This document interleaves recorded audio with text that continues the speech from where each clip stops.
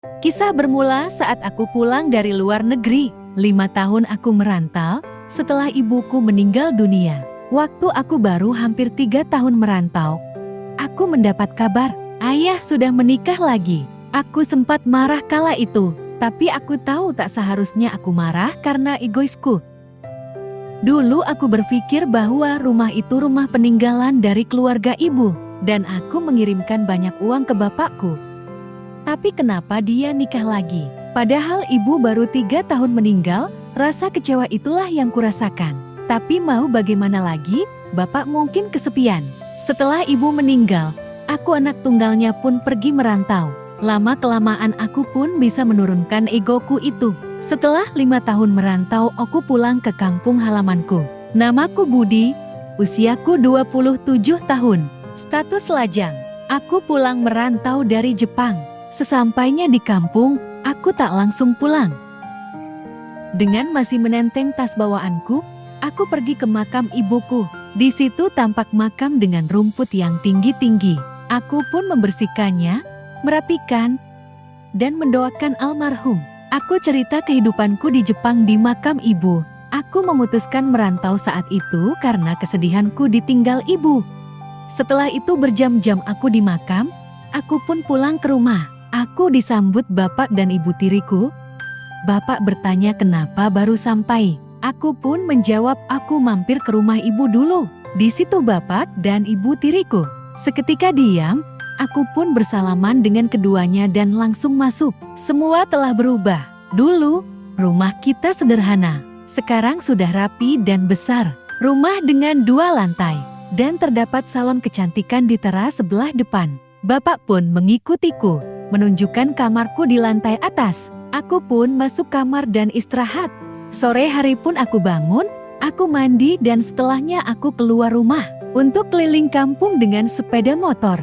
Masih banyak yang mengenaliku. Mereka pun menegurku dan sesekali aku berhenti untuk sebatas ngobrol. Saat hampir maghrib pun aku pulang. Aku langsung ke kamar untuk bersantai. Malamnya bapak memanggilku untuk makan bareng di bawah. Aku pun mengiyakan ajakannya itu. Sambil makan aku terngiang ibu. Dulu kita selalu makan bersama seperti ini, dengan kondisi yang sederhana. Sekarang sudah kondisi kita seperti ini, ibu digantikan orang lain. Sejenak aku termenung. Bapak menepuk pundakku membuyarkan lamunanku itu. Bapakku bernama Rustam, usianya 53 tahun. Bapak mengenalkan aku dengan ibu tiriku. Namanya Ratih, usia 32 tahun. Perbedaan usia mereka memang jauh sekali. Ratih ini beda kecamatan dengan kami.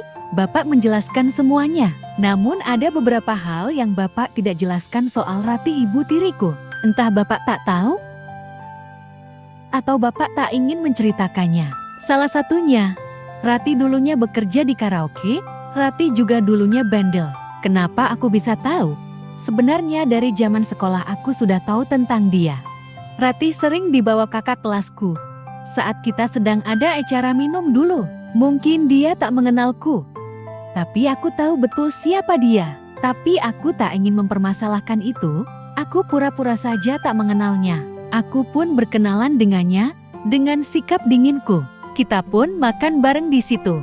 Selesai makan, bapak mengajakku ngobrol berdua di ruang tamu. Di situ bapak memberikan buku tabungan dan kartunya. Bapak menjelaskan bahwa bapak menggunakannya untuk membangun rumah. Dan dia juga mengambil beberapa untuk beli sawah, serta salon di depan untuk Ratih. Aku pun hanya mengangguk saja. Sisanya dia kembalikan ke aku. Aku pun menawarkan untuk dia ambil lagi kalau mau. Tapi dia menolaknya, kata dia, mencukupi kebutuhan lewat sawah dan salon yang dikelola Ratih itu. Akhirnya aku pun mengambilnya. Aku pun izin ke bapak untuk kembali ke kamar. Keesokan harinya aku bangun tidur dan siap-siap untuk pergi. Aku mencari bapakku. Aku memanggil-manggil tapi tak ada. Datanglah Ratih menghampiriku. Dia mengatakan bapak sudah pergi. Bapak ke sawah. Aku hanya mengangguk saja. Entah pikiranku atau emang sikap dia begitu. Dia agak lebay di depanku. Aku pun pergi ke rumah temanku untuk mengantar titipannya. Siang pun aku pulang, rumah dengan kondisi sepi. Aku duduk di depan TV. Tak lama keluarlah Ratih dari kamar mandi, memakai handuk. Dia kaget melihatku. Begitu juga aku. Sejenak aku melihat ke arahnya. Aku sempat terpukau. Aku pun tersadar kembali. Dia pun hanya merespon tersenyum. "Budi, kamu udah pulang ya?" ucapnya kepadaku. Dan aku hanya mengangguk saja. Dia pun permisi lewat di depanku. Aku yang bersikap dingin pun sedikit mencuri pandang ke arahnya. Bagaimana tidak, dengan kondisi seperti itu? Sekilas tentang Ratih. Ratih itu sosoknya tinggi, kulit putih, sedikit berisi, kaki dan lehernya panjang, serta bemper depan belakang tebal dan padat. Zamanku sekolah pun dia bisa dibilang primadona di tongkronganku. Dia sudah lulus, tapi sering diundang saat kami ada acara. Aku sempat heran. Bagaimana Bapak bisa kenal Ratih dan Ratih mau menikah dengannya? Padahal Bapak sudah berumur, masa gantengnya pun sudah terlewat. Aku pun melihat Ratih keluar dari kamar dan menuju salon. Sesekali aku meliriknya, dan dia seperti tahu dan tersenyum. Tak lama aku pun kembali ke kamarku. Di kamar aku jati kepikiran soal itu, kebayang kejadian tadi. Pikiranku nampak kacau. Tak lama pintu ada yang menggetok. Aku pun membuka pintu. Ternyata Ratih. "Kamu sudah makan belum?" tanyanya. "Belum," jawabku singkat. "Turun yuk. Aku udah memesan 2 bakso. Aku tak masak hari ini," ungkapnya. "Nanti aja," jawabku. "Harus sekarang, nanti keburu dingin dan gak enak." "Ayolah," ucapnya merayu. Aku pun akhirnya mengiyakan ajakannya itu. Aku pun turun. Di bawah dia menyiapkannya. Kami pun makan berdua di meja makan. Terlihat jelas sesuatu di depanku. Dia menggunakan daster dengan kerah lebar. Aku yang melihat itu, mataku sesekali melirik mencuri pandang. Dia pun membuka obrolan, menanyakan soal kehidupanku di Jepang. Dia memang pintar mencari obrolan. Akhirnya sedikit-sedikit kita ngobrol. Dia sebenarnya enak untuk diajak ngobrol. Usianya pun tak jauh dariku. Tetapi, mataku selalu melirik ke arah sesuatu, entah disengaja atau tidak. Tapi seperti sengaja diperlihatkan, aku makin sering meliriknya. Saat bakso mau habis dia berkata sesuatu. "Mau minum apa? Air dingin, teh, atau susu?" Aku yang sedikit tak sadar respek bilang susu. Aku pun salah tingkah sendiri. Air dingin aja," ucapku meralat ucapanku. Dia pun sambil tertawa melihat ekspresiku seperti itu. "Kalau mau susu juga boleh," ucapnya sambil senyum-senyum. Aku pun grogi dan malu. Dia berdiri dan mengambilkan aku air dingin. Setelah selesai dia merapikan bekas makan kami. Aku melanjutkan dengan merokok di depan TV. Kagetnya dia pun ikut duduk dan ikut pula merokok. Dengan sikap tenang dia merokok di dekatku. Dan dia mengajakku ngobrol ke sana kemari. Aku pun memberanikan diri untuk membahas soal dia dan Bapak. "Kenapa kamu bisa kenal dengan Bapak? Kok bisa kamu menikah dengan Bapak?" Dia pun menjawabnya mengenal Bapak karena sebuah insiden. Dulu Bapak pernah menolong dia saat dia jadi korban tabrak lari. Bapak yang melintas di situ, dikepung warga. Agar Bapak mau tanggung jawab, membawanya berobat. Bapak pun mau membawa dia berobat. Bapak pun berinisiatif memberikan uang, menanggung kehidupannya selama dia masih dalam pengobatan. Dia bilang dulu kakinya patah dan Bapak menanggung semua pengobatan dan kebutuhan dia sehari-hari. Tak hanya itu, Bapak juga menawari untuk menikah dengannya.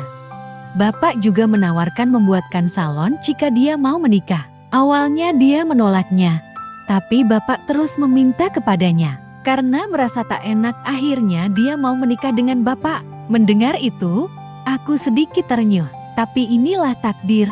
Aku pun akhirnya ketemu kamu," ujarnya sambil tertawa.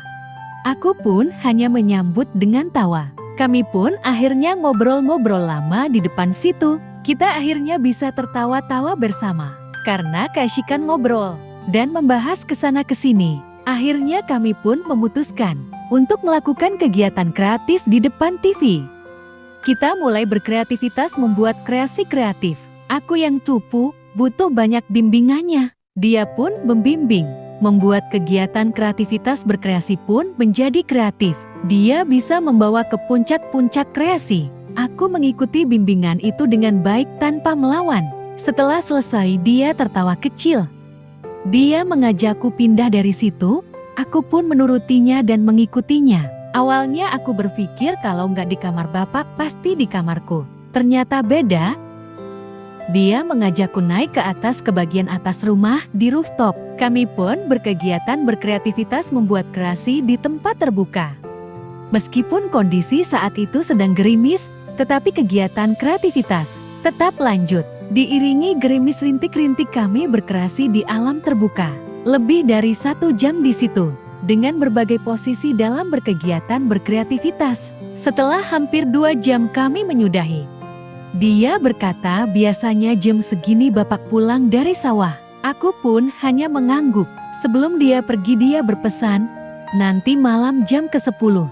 Dia menungguku di sini, kita berkegiatan lagi. Membuat kreativitas ditemani bulan dan bintang, ungkapnya sambil tersenyum. Aku pun hanya membalas senyuman dan mengiyakan ucapannya itu. Aku pun bergegas balik ke kamar dan segera mandi. Aku di kamar tersenyum-senyum sendiri, mengingat dia dan cara dia membimbing membuat sebuah kreativitas. Sebenarnya aneh, tapi memang sesuatu yang beda. Malam pun akhirnya tiba. Sesuai dengan kesepakatan aku pun datang ke sana. Tak lama dia pun datang. Kita ngobrol sambil merokok di sana. Tak lupa dia membawa minuman dingin. Kita ngobrol di bawah cahaya bintang dan bulan malam itu. Setelah sebatang rokok habis, kegiatan kreativitas berkreasi itu dimulai. Dengan penuh semangat aku melanjutkan kegiatan kreativitas berkreasi itu. Semalam penuh kegiatan kreatif itu dilakukan. Seperti tak ada rasa ngantuk atau kecapean, kegiatan itu penuh semangat. Hari demi hari kegiatan kreativitas berkreasi itu terus terjadi. Tempat dan situasi berubah-ubah. Bahkan sampai saat ini pun kegiatan kreativitas berkreasi itu masih terjadi. Sekian cerita ini. Disclaimer, cerita ini pribadi dari narasumber. Jika ada kesamaan nama itu hanya sebuah kebetulan saja. Ambil sisi positifnya dan buang sisi negatifnya. Anggap cerita ini hanya sebuah hiburan semata.